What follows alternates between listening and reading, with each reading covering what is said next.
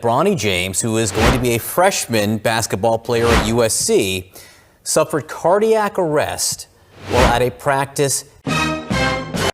This is breaking news and quite a sad story for LeBron James and his family. LeBron James' son, Bronny James, 18-year-old basketball player, suffered cardiac arrest during basketball practice at USC. He was rushed to the medical center. Good news is that he has been released from the ICU. He is now in stable condition. He is a very lucky guy because cardiac arrest kills a lot of people. Now, I've seen some misinformation, especially on YouTube and TikTok. Some people are reporting that he suffered a heart attack. There is a difference between what he had, cardiac arrest and heart attack. Now, thank God and prayers go to LeBron James and Savannah James, who's the mother. Of course, the son, Bronny James, he has to relax, rest, and recover. And remember, Bronny has pressure to be like the father. He's one of these up-and-coming superstars in basketball. So he has this pressure to be as great as his father. Actually, before I go on,